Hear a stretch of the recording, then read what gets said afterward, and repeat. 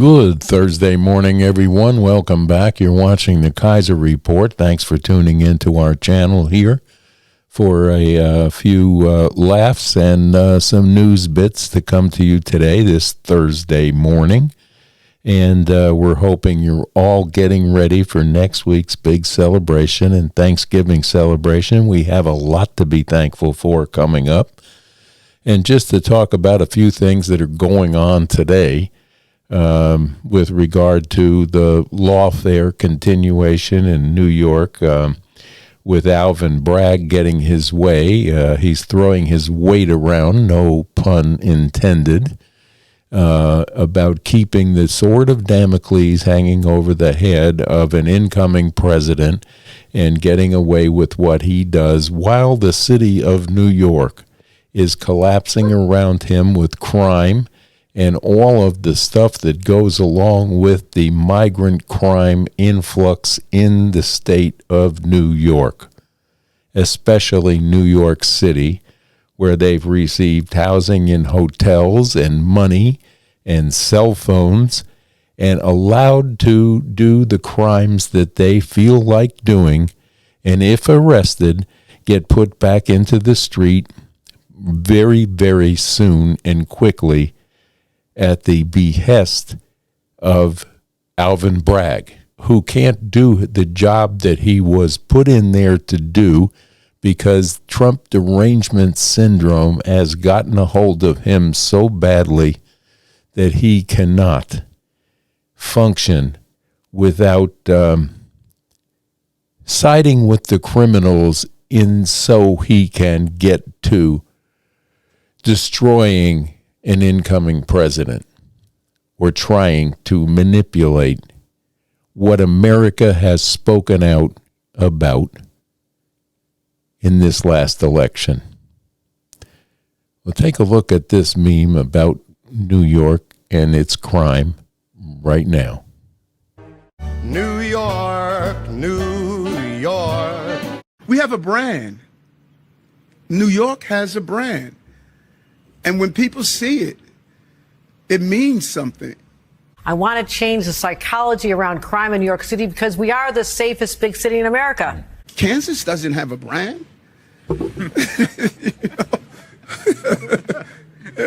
When you go there, okay, you're from Kansas. No. Well, you know what? It's so corrupt. But New York has a brand. It has a brand. It is safe, but I'm going to make sure people feel safe. Here's Johnny.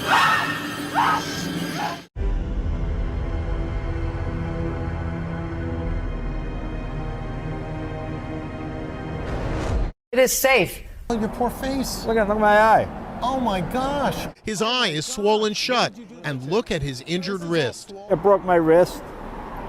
Lost the nail on the finger. The victims were just starting their week before they were brutally stabbed to death. And we just saw the suspect, Ramon Rivera, being walked out of the 10th precinct, where he's facing at least 3 counts of murder surrounding that deadly stabbing rampage. 3 stabbing scenes fanned across Manhattan Monday morning. As we're getting a first look at the suspect police say was responsible. They walked him out of the 10th precinct Monday night after killing 2 men and a woman. We have 3 innocent New Yorkers who's going about their lives with a victim of a terrible, terrible assault. Surveillance video shows 51-year-old Ramon Rivera shortly before the attacks. He's seen putting on gloves and then moments later pulling what appears to be a knife from a backpack and putting it in the front pocket of his sweatshirt. It appears the same gloves were captured on camera with this pair of knives left on scene. Because we are the safest big city in America. Police say Rivera began the stabbing spree just before 8:30 near West 19th Street and 8th Avenue when he approached a 36-year-old construction worker, stabbing him in the abdomen. He was pronounced dead at Bellevue Hospital. Then 2 hours later on East 30th Street near the FDR, police say Rivera stabbed a 68-year-old who was just fishing along the East River. He wouldn't survive either. And just 30 minutes later on 42nd Street and 1st Avenue, Another unprovoked attack by Rivera. This time, authorities reported he stabbed a 36-year-old woman multiple times. The suspect has a criminal history and is said to have severe mental health issues, with charges on record across 3 states. Meanwhile, 3 souls violently ripped from their families. He was sentenced a few months ago, and there's some real questions that we need to look at on why he was on the street.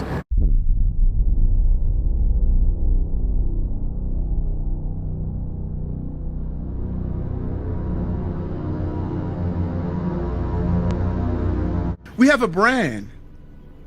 New York has a brand. There he is. What an absolute pleasure. Welcome. Oh, goodness gracious. Can we get the handcuffs off my friend here? Forgive me, I'm sorry.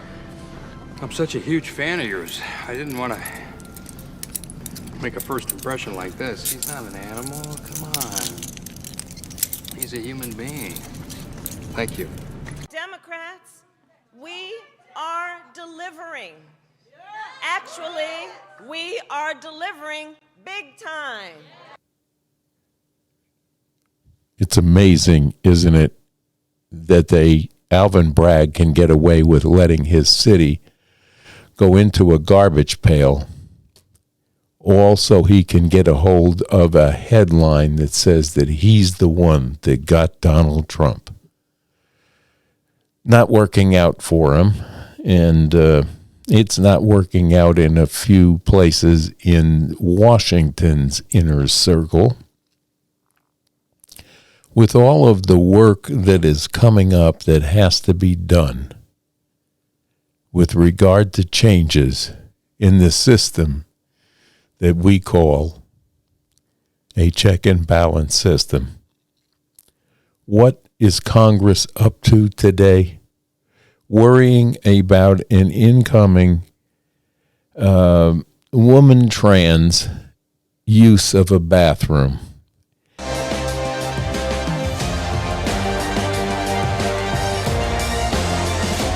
Left is calling me an extremist for being a feminist, fighting to protect the rights of women and girls.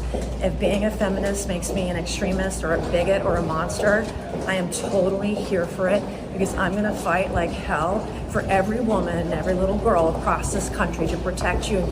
And now they want to push through legislation in the middle of a supposedly peaceful transfer of power from one regime to another.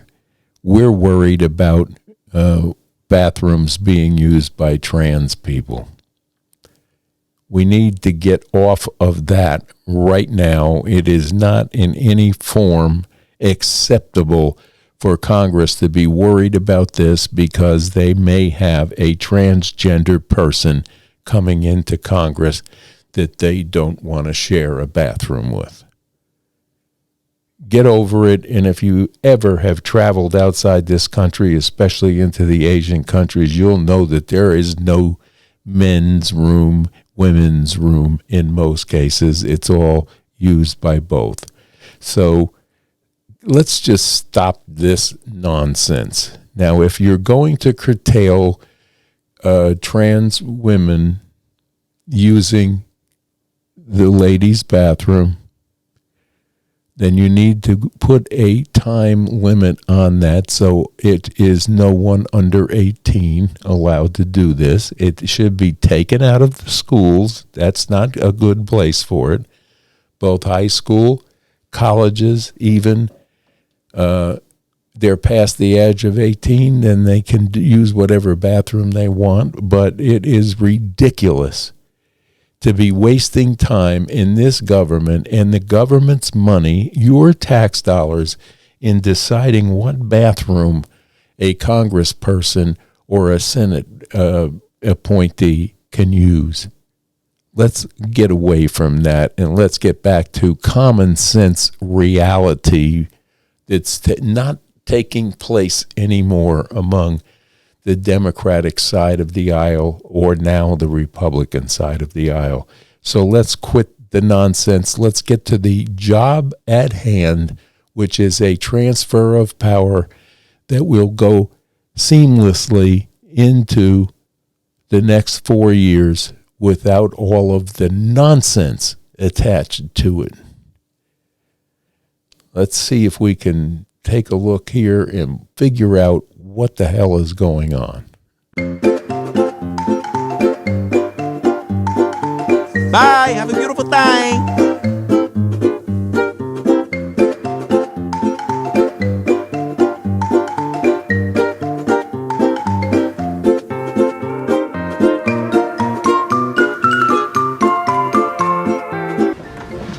I'll allow it.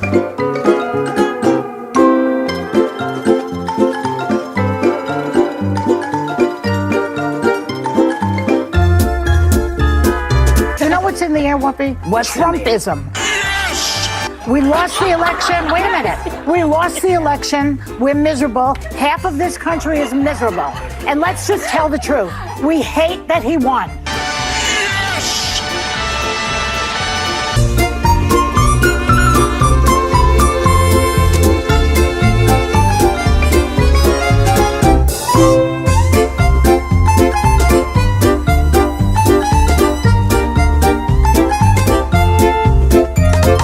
A lot would have to go wrong for Joe Biden to lose this election. Kamala Harris will be a precedent-breaking president of the United States, the first woman president in U.S. history. Can I just finish a goddamn thought? I don't need you to call me stupid. I will not sit here and stand for personal attacks, for blasphemy against me.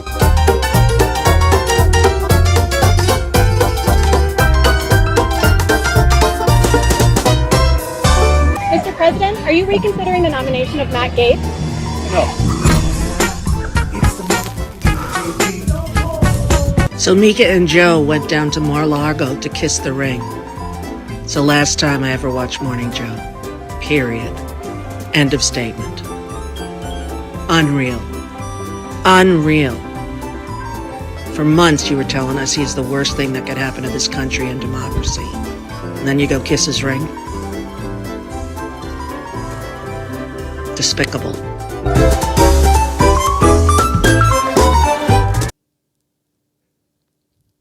We cannot fathom the thought processes of some of these people that are ongoing with these pet peeves and the gender bending and all of the stuff related to it has no business being in the halls of Congress. Period. So that'll bring us to the next thing.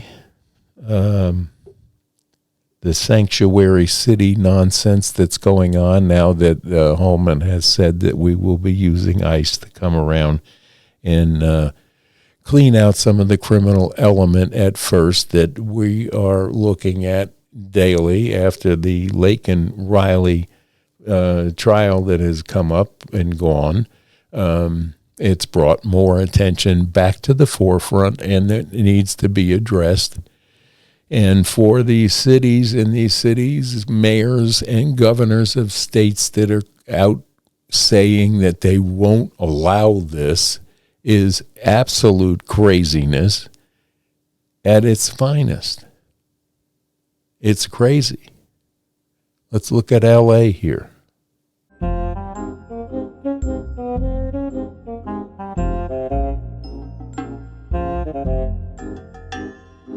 2 more months before President-elect Donald Trump takes office with plans to carry out mass deportations. Today, LA city leaders took action, passing an ordinance to formally make Los Angeles a sanctuary city, prohibiting city resources from being used for immigration enforcement.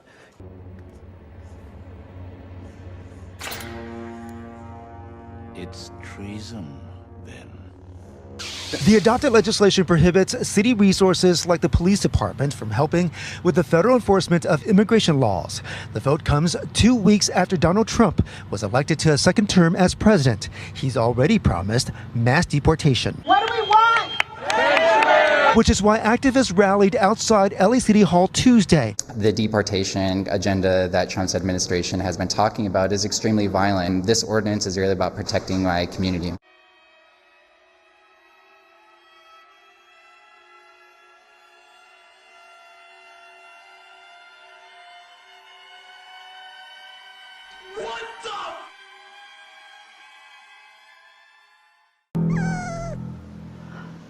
Who are these sick people? Los Angeles has never been one of my favorite towns in the first place, but I guess they want to have a contest with New York to see who can raise crime and forgive crime faster than the other. Enough said about all of that and all of the nonsense that's going on when we should be working toward getting ready for the next 4-year administration that is coming in to do the work of the people. We're no longer dependent on career politicians that start to run for the next election once they have been elected, which brings me to the Pennsylvania nonsense that's going on. What in the world is going to take another week to recount all of these ballots? Everybody else has theirs done in a day. Why is it that Pennsylvania is a holdout here? And what's going on with that? What's going on with these numbers? Are they adding or subtracting? What are they doing? Cheaters! Yeah, cheaters! It's not very transparent, and if I were a citizen of Pennsylvania, I would be asking these questions to someone in charge.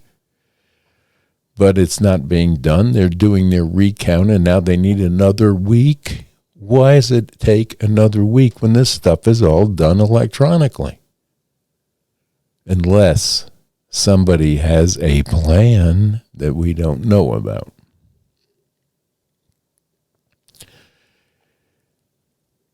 We're running into a Thanksgiving week. We have a lot to be thankful for as far as the election went and as far as what's going on here and there with other aspects of the cabinet approvals and so on and so on. So I guess we just have to wait and see on that.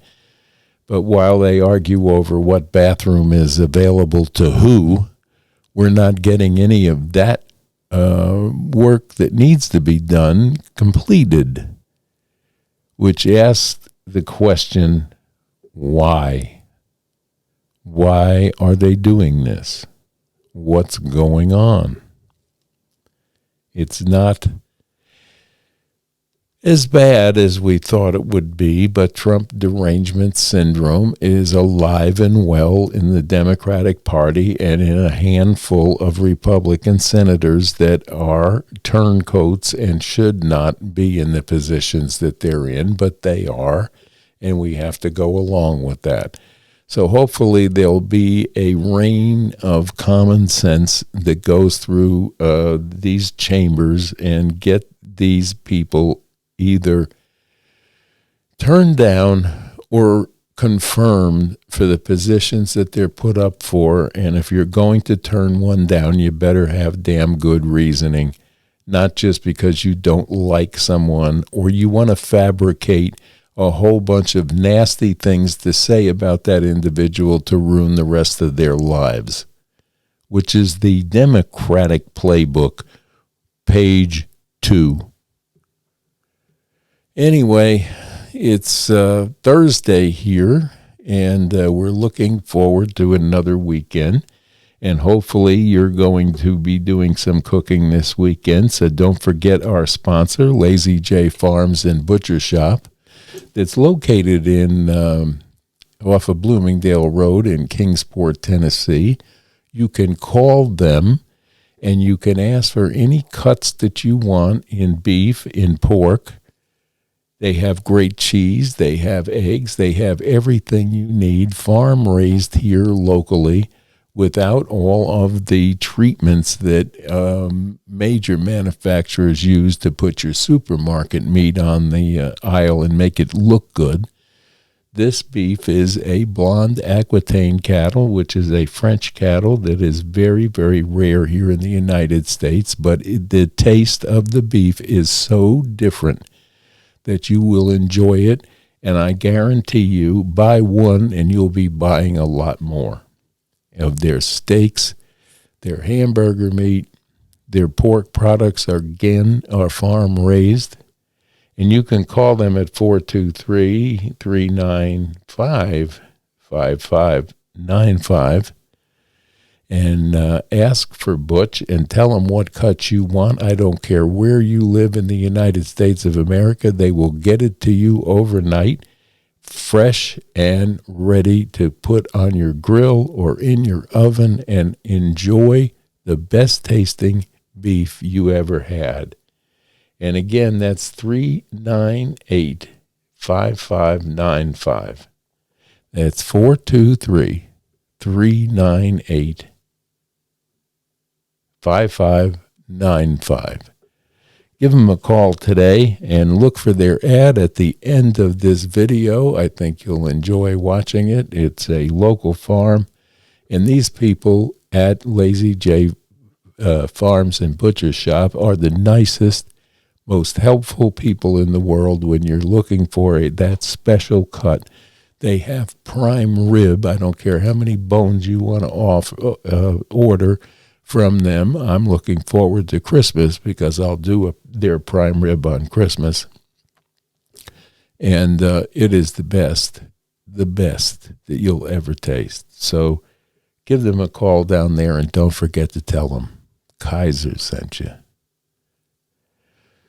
So if you're getting ready for Thanksgiving, keep organic vegetables and things in mind. It's good for your health. And with all the stress and strain of what's going on in the world today, with Russia's okaying nukes to be used as a result of Biden's decision to turn Zelensky loose with our missiles,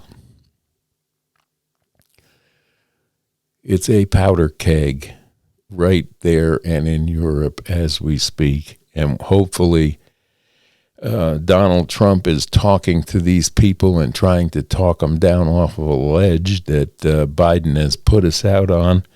And again, Harris is among the missing. They say she's on vacation in Hawaii. So I guess she'll reinvent herself as a Hawaiian before too long and develop that accent as well, and we'll go forward for her next run at whatever she decides to run at. It'll be interesting, it'll be funny, and it will be a return of laughter for all of us if that happens. But I think the Democratic Party realizes what their mistakes were, and I believe that the mistakes that were made were moving Joe to the side without having a valid replacement. And this guy is out tripping all over the world trying to get his last few hurrahs in before he goes to the beach permanently. And of course, he makes a fool out of himself no matter where he goes. God bless him. He's mentally ill and should not be in the position he is in. But therein lies their big mistake. Had they really wanted to show you what Kamala Harris was capable of, they would have exercised the 25th Amendment, gotten him out of there after that debate, and then she could have been a president and the first woman president by default. But they did not do that because Mr. Obama, in conjunction with the Ragin' Cajun, had different ideas about how they wanted to see things run, and it's all blown up in their face, and it couldn't happen to a nicer bunch of people. There, I've said it. Anyway, it is a wonderful day. It's been cold here today. As you can see, I have a jacket on because it was winter-like this morning at 34 degrees when Kaiser and I went out to feed the cats this morning. It was a bit on the chilly side. So here we are. We're embarking on winter, and winter is coming. Jon Snow. They're calling for flurries here today. We'll see if we get those. But I wish you all a very happy rest of this Thursday, and I'll give you something to take a look at here and get a few chuckles out of, and we'll see how that goes from there. Well, it's the end of this broadcast today, and we wish you all a very happy day. Kaiser and I say thank you for tuning in to the Kaiser Report. If you haven't subscribed to our channel, please do. And don't forget to share this broadcast and any other broadcast that is in our library with your friends. And with that, we're going to say stay safe, stay strong, and stay tuned in to the Kaiser Report for commentary and news bits every day, 5 days a week. Bye-bye now.